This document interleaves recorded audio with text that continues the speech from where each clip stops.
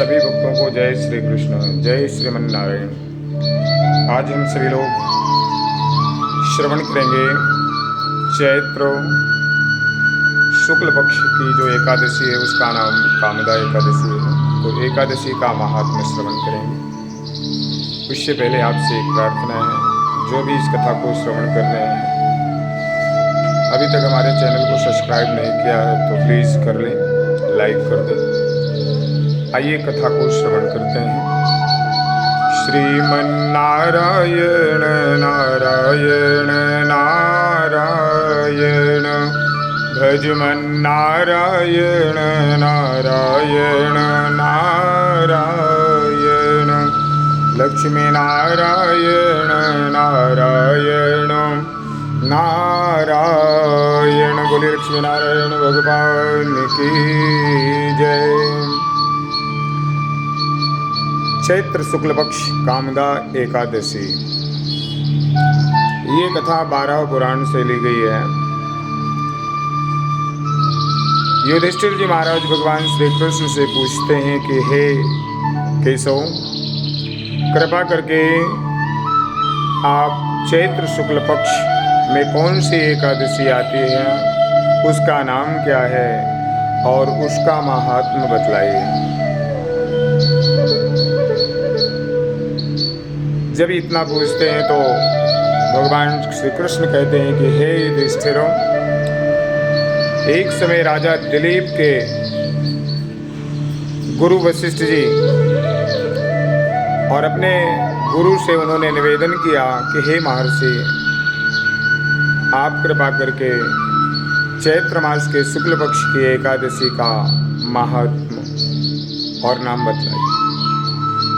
जिस प्रकार अग्नि सूखे काष्ठ को जला करके भस्म कर देती है, उसी प्रकार इस कामदा एकादशी के व्रत के प्रभाव से मनुष्य के समस्त पाप नष्ट हो जाते हैं और पुत्र की प्राप्ति होती है। अब मैं तुम्हें इसके व्रत का महात्म्य सुनाता हूँ। प्राचीन काल में एक रत्नपुर नामक नगर था। उस नगर में ऐश्वर्यवान राजा पुंडरीक राज्य करता था।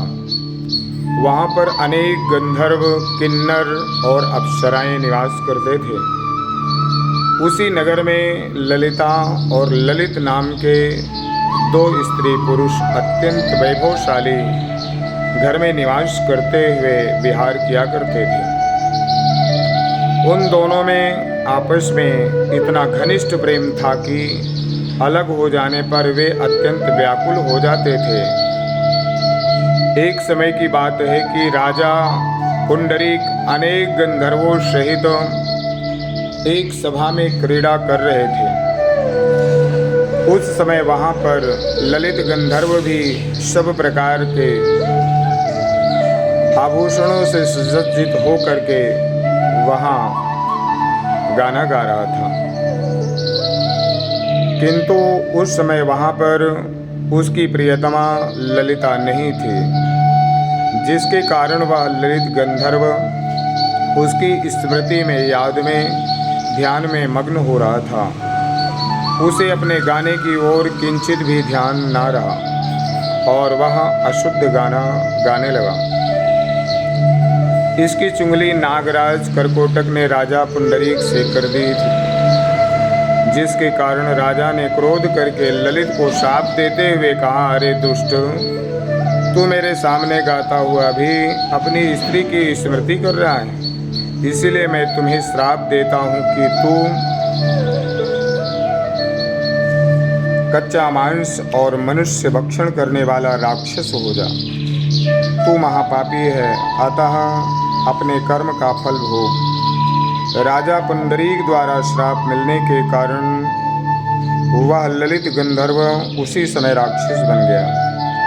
ललित जब पुंडरीक राजा के श्राप से राक्षस हो गया तो वह बहुत दुखी हुआ।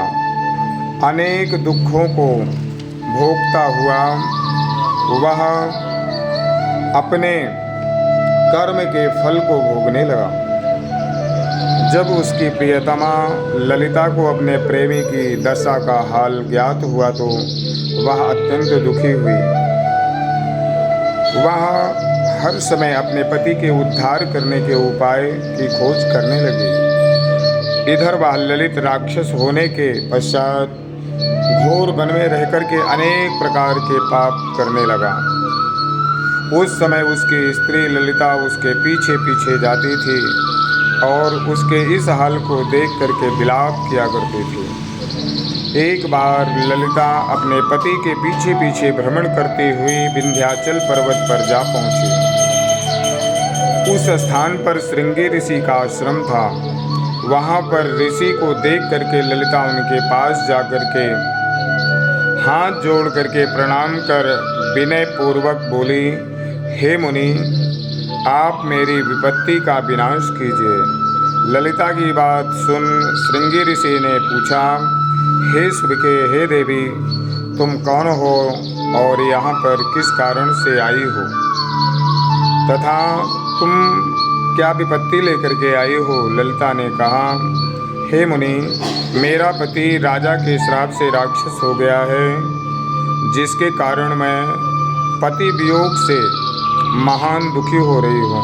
कृपा करके आप मेरे पति को राक्षस योनि से मुक्ति दिलाने का कोई श्रेष्ठ उपाय बतलाइए।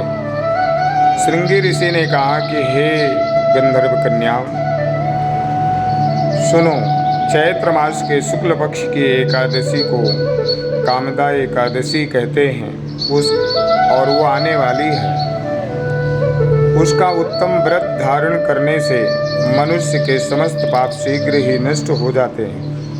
यदि तू उस व्रत को करके उसका पुण्य अपने पति को संकल्प करके दान कर देगी तो तेरा पति शीघ्र ही राक्षस योनि से मुक्त हो जाएगा।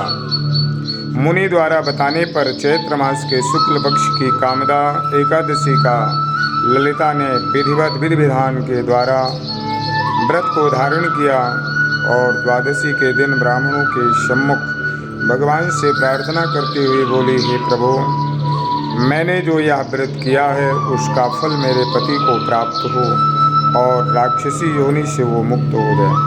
इस प्रकार ललिता द्वारा कामदा एकादशी के प्रभाव से उसके पति ललित की राक्षस देह छूट गई और उसे अपने प्रथम देह को प्राप्त कर लिया।